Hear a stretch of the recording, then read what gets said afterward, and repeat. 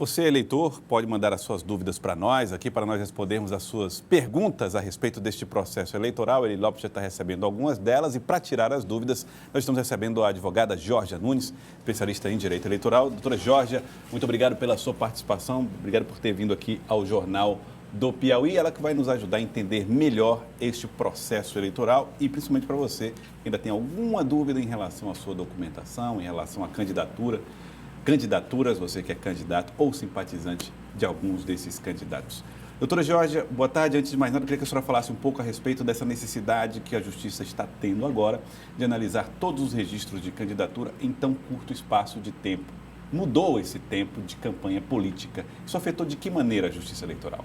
Boa tarde, Joelson. Boa tarde, Eli. Boa tarde a todos os telespectadores do Jornal do Piauí. É um grande prazer estar aqui. De fato, nós temos um período de campanha eleitoral diminuído pela lei, nós tivemos, pela Lei 13.165 do ano passado. Antes, eram 90 dias de campanha e agora são 45. Então, reduziu também o período que a Justiça Eleitoral possui para julgar os registros de candidatura, o que faz com que haja uma insegurança muito grande por parte do eleitorado em relação aos seus candidatos, já que muitos ainda estão sendo submetidos à avaliação em termos de documentação, em termos de elegibilidade, em termos de inelegibilidade pela Justiça Eleitoral. E o prazo para a substituição dessas candidaturas aumentou também. Antes a gente via substituição até o dia anterior à eleição, no caso de majoritários, inclusive. Agora, a substituição ela deve ocorrer até 20 dias antes da eleição. No caso da eleição de 2016, que é 2 de outubro, até o dia 12 de setembro, próxima segunda-feira, é que podem ser substituídos os candidatos que tiveram seu registro indeferido. Após essa data, somente aqueles que vierem a falecer nesse período podem ser substituídos. Então, essa é a grande insegurança para os candidatos. Os que pretenderem continuar recorrendo de eventuais indeferimentos de registro de candidatura, o farão por sua conta e risco, sua própria conta e risco, sem nenhuma segurança, sem nenhuma confiança de que poderão, logo em seguida, substituir ou não. Entendo. Perguntas dos telespectadores. Eli Lopes. Doutora Georgia, o Gustavo, ele mudou a sessão. Ele quer saber se precisa comparecer ao cartório, como é que ele deve proceder para saber onde votar no dia da eleição. Bom, ele não precisa buscar o cartório para ter essa informação. No site do Tribunal Superior Eleitoral, www.tse.jus.br, tem um campo destinado ao eleitor. Lá ele pode tanto digitar o número do título, ou se ele não tiver o título de eleitor, ele pode colocar nome e data de nascimento e lá aparecem todas as informações, a zona eleitoral, a sessão eleitoral, e se ele precisar do endereço da sessão, do colégio onde vai ficar, tudo isso também é possível obter pela internet, sem que ele precise se deslocar. tse.jus.br, depois a gente vai pedir para os meninos colocarem aí, para o telespectador fixar melhor e fazer essa consulta com calma posteriormente para tirar essas dúvidas. O Monteiro, doutora Georgia, ele disse que não fez a biometria e quer saber se ele pode ainda votar com o RG. Bom, a biometria nos municípios onde ela já aconteceu funcionou como um recadastramento. Quem não fez esse recadastramento dentro do período permitido não tem alistamento eleitoral. Ele precisará procurar o cartório eleitoral para regularizar, mas isso somente se dará após a eleição. Porque nesse período, os sistemas de cadastramento de eleitores, eles estão fechados, eles não recebem, não alteram mais nenhuma informação. Muitas dúvidas também, doutora, eu não sei se pode haver essa consulta junto ao site, mas as pessoas que moram aqui em Teresina e que votam no interior e que por algum motivo não podem viajar, se podem justificar se houver o primeiro turno ou se no segundo turno, Está valendo a justificativa? Fica quite com a Justiça Eleitoral diante disso? Bom, segundo turno no Piauí nós só temos na capital. Então, a preocupação é com relação ao primeiro turno e elas não precisam se preocupar em relação à quitação eleitoral se justificarem. Podem justificar em qualquer sessão eleitoral, em todas as escolas terá uma sessão específica para a justificativa, isso é feito e é automaticamente colocado. Ela não precisa nem procurar o cartório eleitoral depois para confirmar, porque essa informação da justificativa serve como substituição à eleição, ao voto. Ele não pôde ir, mas ele faz a justificativa e fica quite com a Justiça Eleitoral. E tem muita dúvida também dos telespectadores em relação, por exemplo, tem um telespectador que contou o caso dele aqui. Ele disse que acabou de pintar o muro da casa dele e que no dia seguinte já amanheceu cheio de propaganda, pregado dos candidatos. Se esse candidato pode ser punido de alguma forma por essa propaganda que ele, o dono da casa, não autorizou. Bom, pode sim. Hoje nós temos um sistema muito fácil de denúncia eleitoral a respeito de qualquer ilícito, seja relativo à propaganda, à captação ilícita de sufrágio, que é a compra de voto, a uma conduta vedada praticada por agente público. Quaisquer irregularidades podem ser denunciadas pelo Pardal, que é um aplicativo que está disponível para todos os smartphones e que aqui no Piauí o TRE fez um convênio com o TSE, Pardal Denúncias Eleitorais. Então, basta fotografar e encaminhar que isso será enviado ao Ministério Público. E essa propaganda, ela deve ser espontânea, gratuita. Então, é o próprio eleitor quem coloca a propaganda em papel ou adesivo na sua residência. E essa propaganda, ela não pode ser justaposta. Eu não posso ter várias propagandas do mesmo candidato no mesmo espaço, porque isso pode caracterizar o que se chama efeito outdoor. E aí é propaganda passível, inclusive, de multa.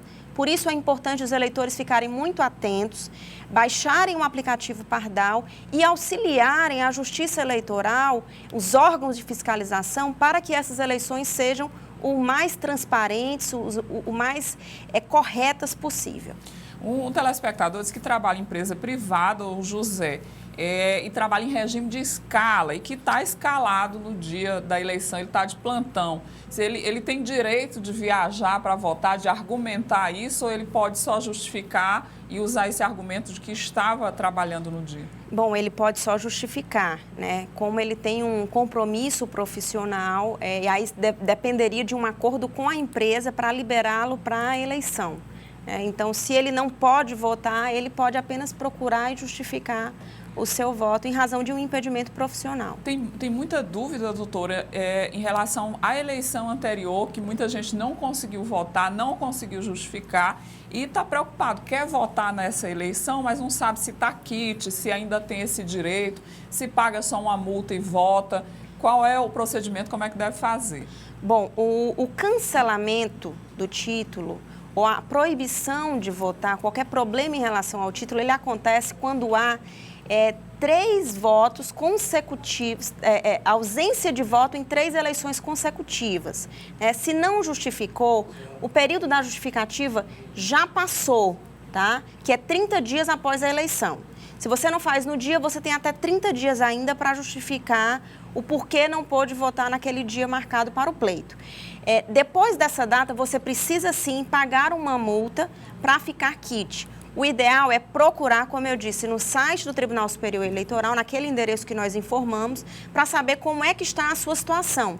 Se estiver apto, se estiver ok, ele pode procurar e votar normalmente. Se não tiver, deve procurar o cartório eleitoral, mas eu sugiro que aguarde após o período da eleição. Os cartórios estão abarrotados de trabalho e não poderão resolver essas questões relacionadas à situação do eleitor nesse período, porque o sistema de cadastramento está fechado.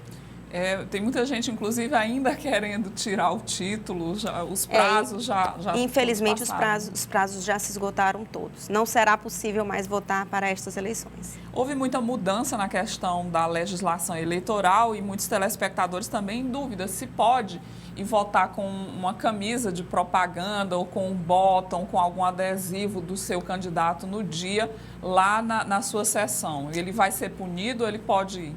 Bom, a manifestação individual do eleitor a favor de candidato a partido político ou coligação, ela é permitida no dia da eleição.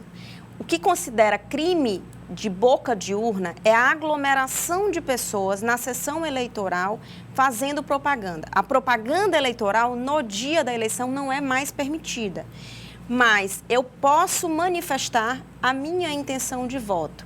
Ou seja, eu posso sim ir com a praguinha, com uma bandeira, com dísticos que informem, inclusive com adesivo do carro, que manifestem a minha opinião pessoal. O que não pode é essa aglomeração, porque a aglomeração caracteriza crime de boca de urna, que é inclusive passível de prisão em flagrante. A preocupação com relação à camiseta é que as camisas, elas têm a sua confecção e distribuição proibida pelos partidos e coligações. Mas eu, eleitor, posso fazer a minha camiseta. A lei não proíbe que o eleitor faça a sua camiseta. O que vai surpreender é se vários eleitores tiverem feito a mesma camiseta do mesmo jeito. Isso certamente vai dar muito problema para o candidato, para o partido, para a coligação. Eu posso dizer em quem eu vou votar lá na sessão, falar? Usar. Dentro da sessão eleitoral, eu não posso me manifestar nem pedir voto. A minha manifestação ela tem que ser silenciosa, que é essa manifestação que a gente faz por meio de propaganda ou de bandeira, certo? Tem até um caso inusitado aqui de uma telespectadora. Ela disse que está grávida, que o parto dela está agendado para o dia 1º e que ela vai poder justificar normal depois, sem nenhum problema com a justiça? Sem problema. Como eu falei, ela tem até 30 dias após o dia da eleição para justificar. Passado esse período, é que ela já não pode mais justificar, ela vai ter que pagar a multa, que é um valor bastante simbólico. E tem muita dúvida aqui dos telespectadores, querendo saber como é que eles podem fazer para fiscalizar quem está cometendo algum tipo de infração dessas que a senhora citou. Para quem que eles denunciam, se pode filmar, se pode fazer uma foto, mandar a imagem para onde? É isso, é o que a gente acabou de falar. Este ano nós temos uma facilidade, que é o sistema Pardal de denúncias eleitorais, que pode ser baixado em qualquer smartphone. Então, isso facilita muito. Eu não preciso procurar o promotor, eu não preciso fazer uma denúncia por escrito, eu não preciso me expor. Lá eu posso, inclusive, pedir que o sigilo em relação às minhas informações pessoais. Eu sou identificado no sistema, mas eu posso pedir que eu não seja identificado na representação. Então, foto, vídeo, testemunha, informação, tudo isso você pode colocar no Pardal. Mas tem também os meios de telefone, os telefones dos cartórios, os telefones do Tribunal Regional Eleitoral, do Ministério Público Eleitoral, estão todos disponíveis para esse tipo de denúncia também. O aplicativo é só mais um facilitador. Tá certo. Eu queria agradecer a senhora doutora Georgia Nunes. Foram muitas as perguntas de telespectadores, ele nem fez todas, mas deu uma ideia de quantas pessoas ainda têm dúvida em relação a esse processo e a senhora nos ajudou muito nesse sentido de tentar resolvê-los. Esse tema é bastante polêmico mesmo e sempre gera dúvidas, mas é um grande prazer estar aqui com vocês. Uma boa tarde a todos. Muito obrigado, doutora Georgia Nunes.